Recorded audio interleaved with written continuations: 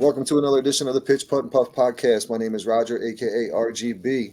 I got a special guest on here tonight. We got my man Nate from Acorn Hills. What's up, Nate? How you been, man? Hey, how's it going, Roger? Appreciate you having me on tonight. I appreciate you taking the time, man. So I recently purchased. Let me see here. I got the camera all backwards, but a nice quarter zip. Dude, this material is nice. I was at the simulator this past weekend, moving around nice. It's part of the problem with some of these shirts out there. You get them, they look nice and loose, but then you put them on and your swing's restricted and whatnot. But not with this, man. I really like it. Nice, very nice quality, very nice product you got there. I appreciate it. Yeah, it looks great. And I think that you have the evergreen mint there. If my eyes are the right ones, like That's looks great. That's definitely one of the bigger sellers I had, and one of the more requested products I had here while being in PA. And you're in New York, correct? Yeah, Syracuse, upstate New York. were you? Yep. So you know how it goes. Fall golf, spring golf. It's always cold. But you can also wear that outside too if you just have like an occasion or an event to go to. So that's always fun. So Absolutely. This is even good for like the early morning summer round because it's not it's not extremely heavy, but it's good enough to keep that chill off of you and you get out there for that 6, 7 a.m. round. So very nice product there. But how about you tell us a little bit about yourself and like how you got into golf? yeah. So for those that don't know me, I'm 20 years old. I'm a full-time college student, so I actually play on the college level. I'm a junior at Mount Aloysius College in PA. It's about an hour from Penn State University. So, growing up, like I told you, I'm from PA. So, very rural part of PA, central PA. Wasn't a lot of like high, I guess, uppity type country clubs, more or less small munis. Your people that farmed all day would go play 9 holes at night or something like that. There wasn't a lot of country clubs. So, for me getting into golf was, I was always into outdoors and everything like that because being in beautiful PA that, rolling hills and the way the leaves change in the fall and everything. I always loved that. And then my dad, he golfed all of his life. I have an older brother. When we were both born, he gave up the game for probably about 15, 16 years to raise us. So then by the time my brother got old enough to play in high school golf, is when he got back into it. And then I got into it as well. I played all different types of sports growing up. But, golf was always one of those things that I couldn't quite be the best at, no matter how hard I tried. And that was always kind of my driving passion to it is, playing baseball and stuff at Little League. I was fortunate enough to have a lot of success, on the teams. And I was, pretty good athlete and stuff. But golf was just one of those things that I really had to work at. And I was all self-taught, never had a lesson until college. So it's just one of those things that, I knew I wanted to be the best version of myself I could be. So I kind of stuck with golf. Nice. We got a similar story because I was the same. I was a football, baseball, basketball guy. And I would go out there and start golfing with guys who, if I was on a basketball court, I dominate. A football field, same thing. But these guys are hitting the ball straight down the fairway. I'm hitting it 60 yards to the right or to the left. And it didn't matter. I never knew which way it was going to go. We went this way or that way. And when I was in high school, a couple of guys I played with actually went Division I down to Flagler down in St. Augustine's to play golf. I think it's a high level of golf compared to what I was playing. So by the second or third hole, I'm driving the cart and drinking the beers and having a good time. Didn't really want to take it serious at that point because I was still football, baseball, basketball until I'm 40. So until about this will be my 7th year coming up. So until about 33, I jumped into it because, I was getting older. I was like, all right, I got to find something to fill that void to continue to compete. And then when I got out there, I'm a lefty baseball player. Well, no one had lefty clubs for me to use. So I grabbed a set of righties and I switched hit very little in baseball. There wasn't too many lefty pitchers I faced, so it wasn't a big issue. So I had an idea what I was doing, but I had to slowly figure it out. I mean, my first few rounds, I was in an 18, shoot 130s, 125, 130. Like, hey, you got to start somewhere and bring it down. It was consistent for a good 2 years, and then no lessons. I have a good buddy of mine who's pretty close to a scratch golfer, He's like, all right, man, I can't watch you do this anymore. You're too athletic to do this. And he slowly took the time to help me get better. Shout out Neil. Um, and then I just caught the bug because once I started getting better, I was like, oh, this is actually fun. So I caught the bug and I was out there. I play 5, 6 days a week, shooting mid to low 80s pretty much consistently now. So it's been a journey, but I'm getting Wow, there. that's awesome. I'm That's getting there. awesome. Definitely not at the Yeah, college level. it's it's funny you said about your high round starting out. When I first started, I was like 7 or 8 years old, and I had like two clubs in my bag that were cut down clubs from my dad's old sets, and one was just like really old wooden Jack Nicklaus 3 wood. And heck, I think I hit that thing maybe 100 yards, but I would just get up there and whack it, and That's it. every par three, I was teeing off with that like Jack Nicklaus 3 wood for like 3 or 4 years, and then I kind of got bigger and hit a growth spurt, and but yeah, it's just funny how life works out. It is for sure. So what made you start the business? Yeah, so like I said, I always had a passion for the outdoors and clothing. I always, no matter, even being in a rural area, I always like to stand out. I always like different styles, different fun styles like that. And I was always kind of baffled when I would go in like these retailers like TJ Maxx or like at some sort of outlet store like Nike or Adidas or something. And you'd Hmm. walk in there and you'd have tons of styles of clothing and tons of different products and stuff, and they all had this like hang tag on them that was plastic. And at the time, growing up, try to think as like simply as I can. You think, well, if everyone's talking about how bad plastic pollution is, why don't they just change the way it's presented on clothing? Because everyone's going to buy clothing. And I kind Sure. of always stuck to my guns on that. And COVID happened, and I thought, well, if I'm going to take a kind of leap on this business, I should do it during this time. And I didn't. And it took me until freshman year of college that I thought, if I'm going to fail, I need to fail big. I had different resources around me, professors and just people who kind of walk the walk a little bit, that they've had Sure. have experience either in the business industry or being an entrepreneur themselves. And I thought, well, I'm never going to have more access to these tools in my life than now. And I thought, well, I want to start it. So October of, I want to say 2022, I think it was October. I don't remember the exact date, but I Hmm. actually sat down and brainstormed and researched and developed, and spent like long nights on calls with suppliers and different organizations, and really did like research and development and Sure. secure different contracts and everything. And then January 1st of 2023, I actually opened up, launched the site, um, and was open for business. And it's just been fun ever since.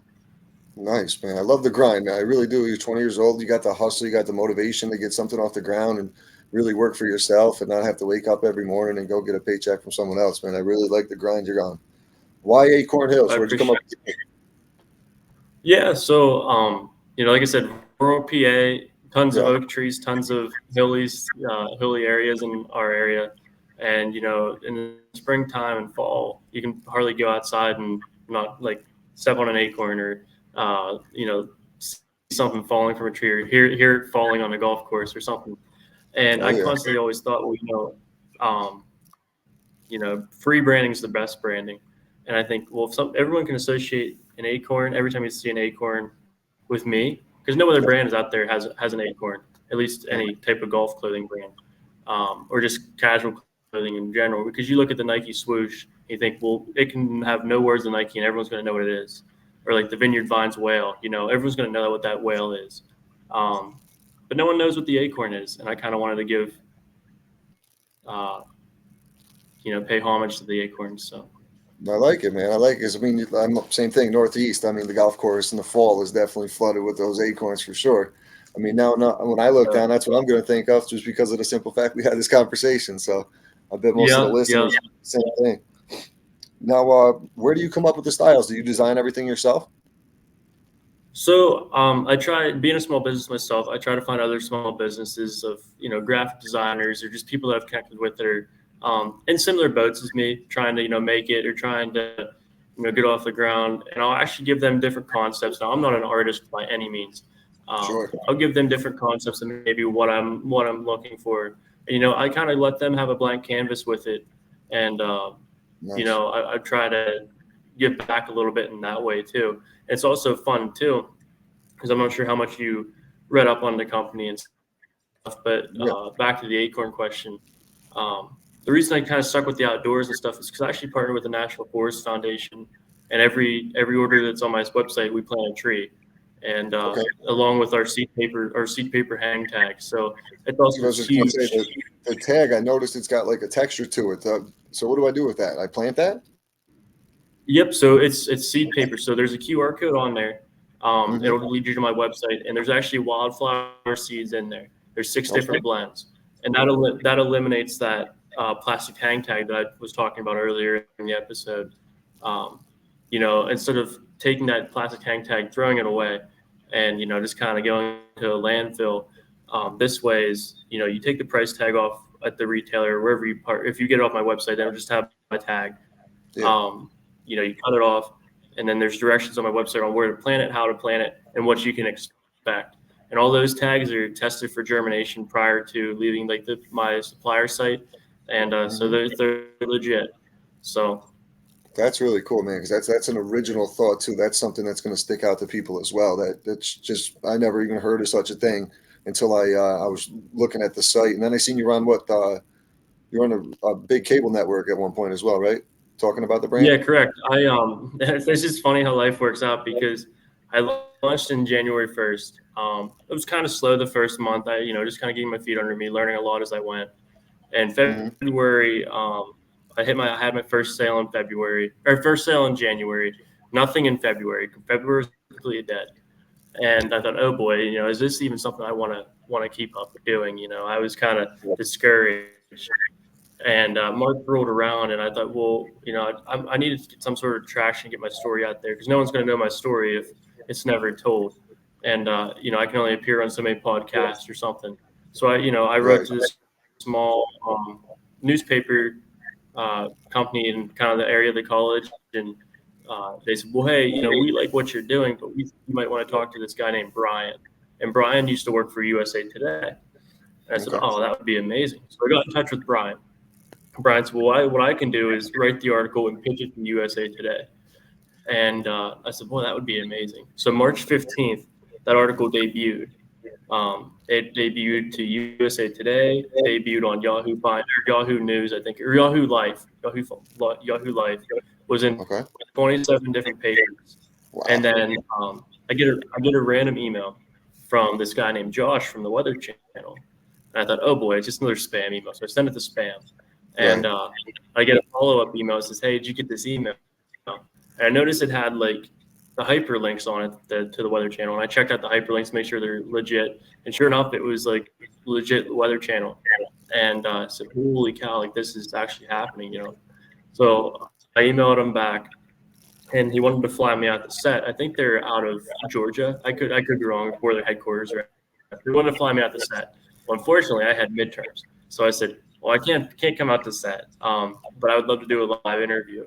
So on April 12th, I think it was April 12th, I went on air with Stephanie Abrams and Jordan Steele, and I think they said like 1.7 million was watching. At that time, I only had 3 products. Right. So you saw on the site how many products I have now. That's just kind of Sure. from growing my original, yeah. So that was a huge boost for me, and that was a huge kind of kickoff to the company. But it was kind of really, it was weird because after that, I kind of rode that ride a little bit through the Weather Channel, and then things died back down. I thought, well, how do I Mhm. do consistent thing? And actually, the local news company that I originally reached out to reached back out and wanted to do a segment, and then the college here wanted to do a segment. I got put on the billboard for a little bit. It was cool. It was like my 15 seconds of fame, and Sure. then from there, I just started trying to, get orders in all different states, and got one in Hawaii. And then pretty soon, by the end of the 2023 year, I was in 26 different states, a couple different country clubs. And then for a little bit, I don't know if you ever heard of REI Outdoors. Yes. Yes. They're almost like a sportsman's warehouse. That's what they're called down near our way. But Okay. almost like a Dick's Sporting Goods for the outdoors. Gotcha. But my brother graduated with a guy. He went on to move to Nebraska and work for REI. Well, he was a sales manager for REI, and he saw the Weather Channel segment. He said, "Hey, we would love to do a local like showing of your product." So about for 2 or 3 months there, I was in the REI Nebraska store, and unfortunately, the company restructured their guidelines for Mhm. local buys. And stuff. Since I wasn't from Nebraska, I wasn't allowed in there, but um, it was great. For a while, I was in Nebraska and stuff, so um, it's been fun. That's awesome, man. I mean, literally, you started up, and then 3 months later, you're on national TV. You went a month with no sales and still pop. That's, I mean, it's the hustle. It's literally, it's about the grind. It's about taking chances. You took the chance and wrote that email to that guy, and then that snowballed to there, man. It's really what it's all about, is taking chances. I've learned that recently, reaching out to some people, and it's really starting to pay off. I mean, I didn't announce what I got going on with the network and stuff yet, but I mean, that's something just from a couple of responding to a couple of emails kind of thing and taking a Yeah. chance. You never know where it's going to go. But yeah, I was looking at the tag and I seen it and I heard about it and I was like, seed paper. I never heard of seed paper. It's not something that you commonly hear of. So that's really cool, man. And then just to start like that, that's really awesome. Let's see. I just got a few more golf related questions. We'll run into the golf, considering playing in Oh, collegiate. you're fine. Yeah, ask away. All right, cool. Um, so like I'm an average golfer, like I said, just started playing 6, 7 years ago. So you pretty much like every time you go out there, you have a regular like routine you get into before you go out and play your round. Yeah, for sure. I don't know so much about a routine, but more, it's kind of weird because I was never the athlete to get in my own head at Hmm. all. I was just kind of the go with the flow athlete. I hit a bad shot, I laugh about it. Right. It was funny because up for a while there, I was averaging like 71 or 72, I'm sorry, 73 for Okay. our fall season. And our last tournament, I got the shanks real bad, and I shot 98. And as most people break their clubs, I was just laughing about it because I just thought, well, it's all you can do. But That's it. as far as routine, I don't really have too many routines. The only routine I do have now that I'm in college and working out and things like that. I never hit arms the day before I play, just because I always seem to have the shanks when I hit arms, and then ever since that day, it's like no more arms the day Yeah. before I play. Man, that's tough. That's a tough. Was that like in a tournament style, or just a Yeah, regular oh yeah, league match? yeah. So actually, funny enough, I got paired with. I don't know if you're a big baseball fan or not, but uh, Mike Mussina, he was a Hall of Fame Oh pitcher yeah. for the Yankees. I And got then, paired with Mike Mussina's son. Mike Mussina was in my group watching me, and I just had the shanks, so he probably had enjoyed. Yeah, so uh, the crowd is watching. yeah. How else? So like during the season compared to the off season, how much do you practice? Considering being in the Northeast, it kind of limits what you can do in the off season. Yeah, I definitely like to give myself time off. I think that's a common misconception, especially at the college level, is you think, okay, as soon as the season's done, it's just practice, practice, practice, practice. But I personally I burn out. I always have burned out with golf because and when I'm in season and stuff, we play 54 hole qualifiers. We play just it's like I call it the gauntlet, but it's just so many holes of golf. And I wouldn't have it any other way, but it does get very tiring. Hmm. And like that, I love golf season, and it's about a month and a half. But by the end of it, you're feeling it pretty good because lots of golf, lots of steps on the course, lots of mental toughness and analytics and stuff. And especially at our college, we do a lot with analytics and paces, and so you're constantly thinking, which can sometimes be good or bad. But Right. for me and our team, we're just starting workouts now, coming back from Christmas break. So I would say we have the month from November to end of December, middle of January, and then we start back up. Then I'll have tournaments probably like March time. And you guys obviously will start traveling down south to play Carolina, Florida, and all those type of courses. Um, sometimes we do. Not. I don't think it's going to be in the cards this year. We're in a couple bigger tournaments back here. So, and we actually have. Um, when I first came here, this is kind of how new the program was. We had a net in the storage or in the delivery, like garage where they go to deliveries, and we would be Yeah. hitting balls up there. they'd have like deliveries coming in. We'd be hitting balls and just open garage door, and it was so cold. And luckily, we fundraised enough. We actually got a simulator now, so Oh, nice. it's kind of nice. That's a big upgrade. Yeah, Hitting into the laundry room. yeah, it's a big upgrade. Yeah, it's just funny That's because you always can't forget your roots. No, And absolutely. I always think about that as a freshman, just pounding balls at that delivery area. It's something you'll be able to talk about years down the road, man. That's the good things about college for sure. So what kind of drills do you find most effective for like improving your swing and stuff? Any tips for us average golfers out here? Yeah, so I don't necessarily hit the long ball. It's funny because especially at this level, I played D3. And when I came out of high school, I had a couple of D2 offers and a bunch of long shot D1 offers. But I wanted to stay close to home, and I thought, well, D3 would be great. I could play golf, get an education. So it's funny the players you run into, especially at this level, is you have guys who just overpower the course with their driver or to have no short game. I Right. play with guys that carry the ball 320, 330 plus and have no short game and still shoot, 80. So for me, I don't hit the ball like that. I don't hit the ball long at all. Maybe for a college guy, maybe like 250, 260 carry, which is, good enough to compete back home. But in college, it's a little bit subpar, no pun intended. Gotcha. And,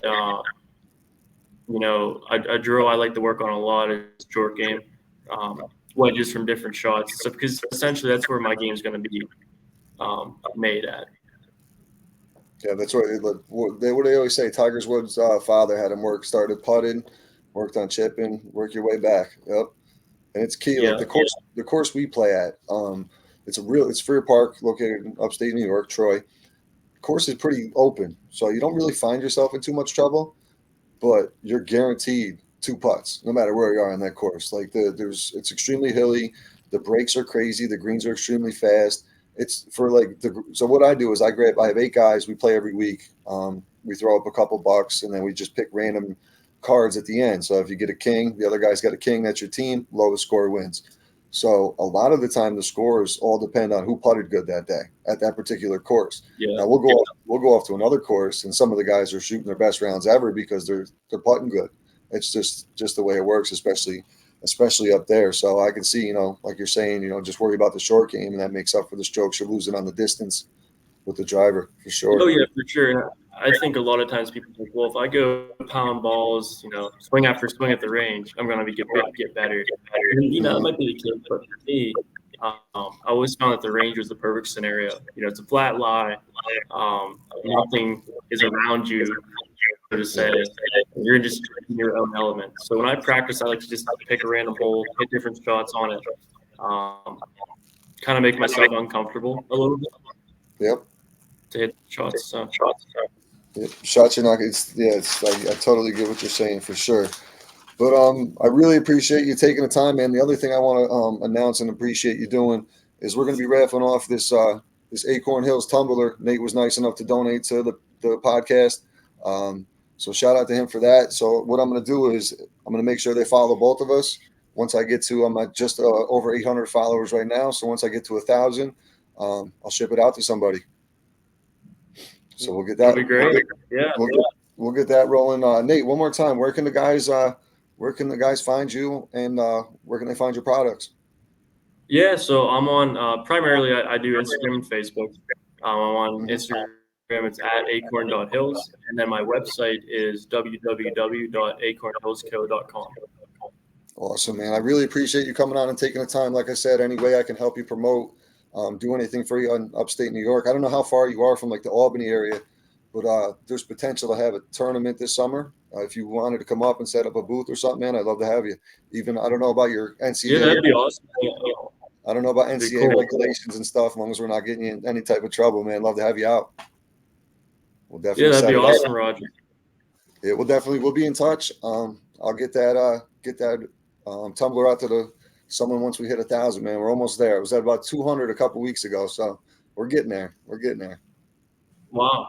Congratulations. Yeah, congratulations on all your success, man. Keep grinding. I do admire the hustle for someone at your age, out there taking chances and really grinding, man. That's cool. So keep it up. Well, thank you. No doubt, buddy. I appreciate you once again for coming on. Everybody, thanks for tuning into the podcast, and we'll talk soon. Thank you. Trying to figure out how to stop this real quick.